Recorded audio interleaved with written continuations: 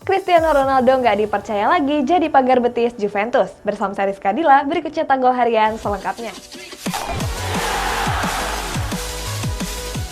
Zlatan Ibrahimovic resmi memperpanjang kontraknya di AC Milan selama 1 tahun. Sebelumnya kontrak Ibrahimovic akan berakhir pada tanggal 30 Juni mendatang. Tapi penyerang timnas Swedia ini sudah bernegosiasi terkait kontrak barunya di AC Milan. Hasilnya Ibrahimovic dapat perpanjangan kontrak dengan durasi 1 tahun. Artinya Ibrahimovic akan jadi pemain rossoneri yang berumur 40 tahun. Dalam wawancaranya bersama Milan TV, Ibrahimovic bilang kalau main di AC Milan seperti berada di rumah sendiri. Selain itu, Ibrahimovic juga memuji kerjasama manajemen klub dalam membangun AC Milan jadi lebih baik. Menurut Florentino Perez, Real Madrid nggak akan hancur kalau gagal datangkan Mbappe. Dilansir dari Football Espana, Florentino Perez menilai skuad Real Madrid sudah cukup kuat.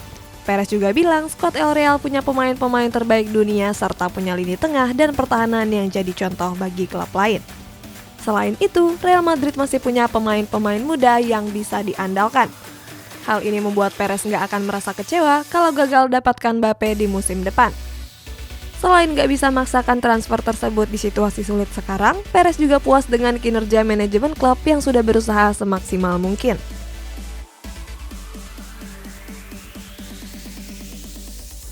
Real Madrid dikabarkan akan menjual bek tengah mereka, yakni Rafael Varane. Sejumlah klub Eropa tertarik untuk datangkan Varane di musim depan. Kontrak Varane di Real Madrid sendiri akan berakhir di musim panas 2022 mendatang. Gak mau kehilangan Varane dengan gratis, Florentino Perez berniat untuk menjualnya di akhir musim.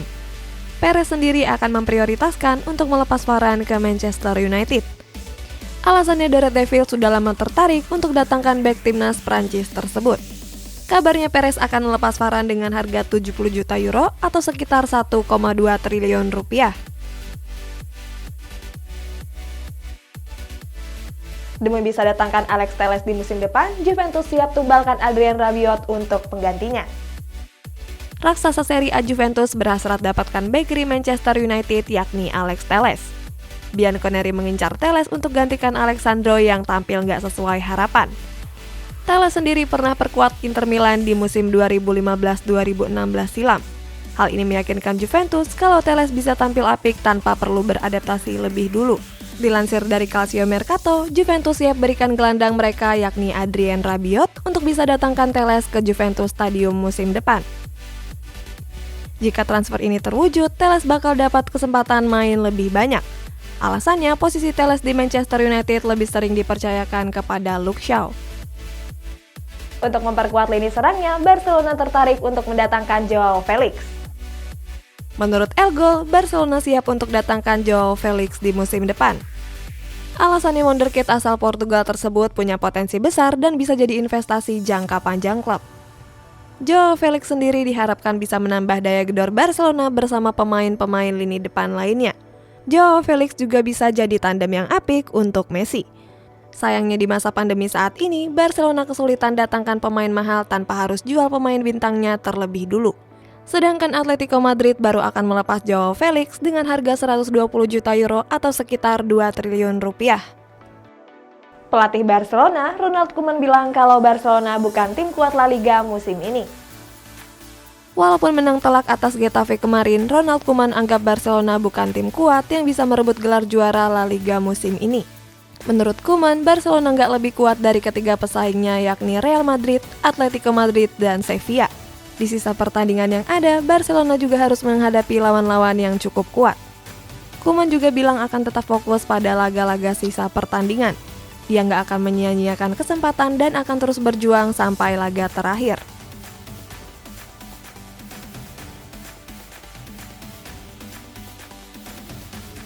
Florentino Perez jawab sindiran Jurgen Klopp tentang Stadion Real Madrid yang pernah ia ucapkan.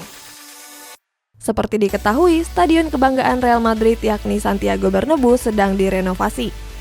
Hal ini membuat El Real harus memainkan laga kandang di markas tim keduanya yakni Stadion Alfredo Di Stéfano. Di laga perempat final Champions League yang lalu, pelatih Liverpool Jurgen Klopp mengkritik kalau Stadion Alfredo Di Stéfano gak layak digunakan pada laga tersebut. Kritikan itu ditanggapi Perez di wawancaranya bersama El Larguero. Dalam wawancaranya, Perez bilang Stadion Alfredo Di Stéfano sama bagusnya dengan Stadion Kiev. Perez mengatakan bermain di Stadion Alfredo Di Stéfano maupun di Stadion Kiev, Real Madrid tetap bisa menang dengan skor 3-1. Untuk memperkuat lini pertahanannya, Thomas Tuchel tertarik untuk mendatangkan Boubacar Kamara. Di bawah asuhan Thomas Tuchel, Chelsea berhasil menyuguhkan penampilan terbaiknya dan mengalami sebuah peningkatan yang signifikan. Walaupun begitu, skuad The Blues masih punya PR di lini pertahanannya. Hasilnya Tuchel dapat dana segar dari klub untuk menambal celah tersebut. Tuchel sendiri sudah menargetkan satu nama pemain belakang Olympique Marseille, yakni Boubacar Kamara. Perburuan ini semakin dipermudah mengingat Boubacar Kamara akan hengkang di musim depan. Bruno Fernandes dikabarkan akan menandatangani kontrak barunya jika satu permintaannya terpenuhi.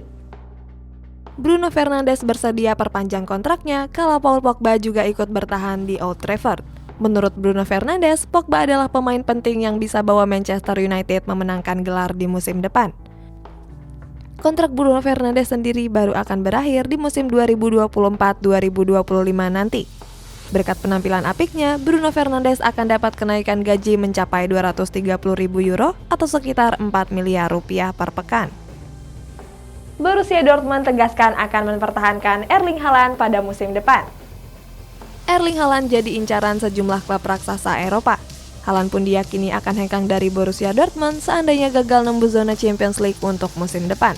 Direktur olahraga Borussia Dortmund, Michael Zorc, tegaskan kalau Haaland akan tetap merumput di Signal Iduna Park musim depan. Zorc nggak peduli kalau di Borussia nggak masuk zona Champions League. Menurut Zorc, keputusan kepindahan Haaland ada di tangannya. Dia ditugaskan oleh klub untuk pertahankan bomber muda asal Norwegia tersebut. Zinedine Zidane berharap kalau Karim Benzema bisa bertahan lebih lama di Santiago Bernabeu.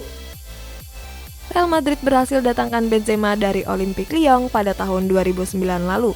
Sejak kepindahan Cristiano Ronaldo ke Juventus, Benzema jadi andalan Zidane di lini depan El Real. Berkat penampilannya yang luar biasa, Benzema dikabarkan akan mendapat perpanjangan kontrak sampai tahun 2023. Zidane juga berharap striker asal Prancis tersebut bisa bertahan lebih lama di Santiago Bernabeu. Menurut Zidane, Benzema nggak cuma rajin cetak gol, tapi Benzema punya peran besar dalam serangan-serangan Real Madrid yang sulit dibendung. Menurut Gianluca Di Marzio, Antonio Conte akan tetap menjadi pelatih Inter Milan pada musim depan. Di bawah asuhan Conte, Inter Milan mengalami lonjakan performa yang signifikan. Mereka bahkan jadi favorit juara Serie A musim ini setelah kokoh di puncak klasemen. Meskipun beredar rumor pindah dari Nerazzurri, tapi Gianluca Di Marzio mengatakan gak ada alasan bagi Conte untuk pergi di musim panas mendatang. Dalam wawancaranya bersama Sky Sport, Di Marzio bilang Conte akan bertahan di Giuseppe Meazza, menangkan gelar Serie A dan dapat kontrak selama 1 tahun lagi. Cristiano Ronaldo terancam gak jadi pagar betis lagi ketika tim lawan mendapatkan tendangan bebas. Cristiano Ronaldo kembali melakukan kesalahan saat menghindar dari tendangan bebas. Kesalahan ini terjadi ketika Juventus bertanding lawan Parma dalam laga lanjutan Serie A. Saat itu Parma mendapat kesempatan tendangan bebas yang dieksekusi oleh Gaston Brugman. Dalam tendangan bebas tersebut, Ronaldo yang berdiri sebagai pagar betis terlihat menunduk. Sialnya, kesalahan Ronaldo tersebut membuat Juventus harus kebobolan. Untungnya Juventus berhasil bangkit dan kalahkan Parma dengan skor 3-1. Sebelumnya Ronaldo pernah melakukan kesalahan yang sama ketika Juventus bertanding lawan Porto di laga 16 besar Champions League beberapa waktu yang lalu. Lionel Messi memberi kesempatan kepada Antoine Griezmann untuk mencetak gol pada laga melawan Getafe. Lionel Messi jadi kunci kemenangan pada laga melawan Getafe. Alasannya Messi berhasil cetak 2 gol dari 5 gol yang tercipta. Tapi ada hal unik pada laga tersebut. Saat itu Messi berkesempatan emas untuk meraih hat-trick. Alasannya, Barcelona dapat hadiah penalti di menit-menit akhir pertandingan. Berhati besar, Messi justru memberikan tendangan penaltinya kepada Griezmann. Messi ingin kembalikan kepercayaan Griezmann yang tampil nggak konsisten di musim ini. Cristiano Ronaldo pernah menciptakan kontroversi pada Piala Dunia tahun 2006 silam. Pada Piala Dunia 2006 silam, timnas Portugal jalani pertandingan perempat final lawan Inggris. Berawal dari pelanggaran terhadap Ricardo Carvalho, Ronaldo berhasil memprovokasi wasit. Hasilnya Rooney diganjar kartu merah dan terusir dari lapangan lebih cepat. Setelah sukses menyingkirkan Rooney, Ronaldo terlihat mengedipkan mata ke bangku cadangan sebagai tanda kalau aksi provokasinya berhasil. Kartu merah tersebut berlanjut dengan melemahnya permainan Inggris dan kekalahan mereka di skema adu penalti. Hal tersebut menjadikan Ronaldo sebagai musuh publik sepak bola Inggris. Liverpool resmi datangkan Ibrahima Konate dari RB Leipzig. Menurut laporan Fabrizio Romano, Liverpool menebus Ibrahima Konate dengan harga 35 juta euro atau sekitar 614 miliar rupiah. Nantinya Konate akan dikontrak di Merseyside selama 5 tahun. Konate sendiri didatangkan untuk memperbaiki bobroknya sektor pertahanan Liverpool. The Reds begitu rapuh diobrak-abrik setelah ditinggal cedera Joe Gomez dan Virgil van Dijk. Jurgen Klopp bahkan sampai harus memainkan Fabinho di lini belakang, padahal perannya di lini tengah begitu dibutuhkan. Sebelum Konate, Liverpool sudah datangkan Ozan Kabak dan Ben Davies di jendela transfer musim dingin yang lalu. Berita terakhir, bertanding di Stadion Emirates dini hari tadi, Arsenal harus menelan kekalahan atas Everton dengan skor 0-1. Bertanding sebagai tuan rumah, Arsenal sedikit mendominasi pertandingan dengan unggul penguasaan bola, jumlah tendangan sekaligus jumlahnya yang mengarah ke gawang. Walaupun begitu, Arsenal harus kehilangan 3 poin setelah kalah dengan skor 0-1. Sialnya gol tunggal Everton tersebut tercipta dari gol bunuh diri Bernd Leno. Atas kekalahan ini, Arsenal semakin jauh dari kesempatan berlaga di zona Eropa musim depan.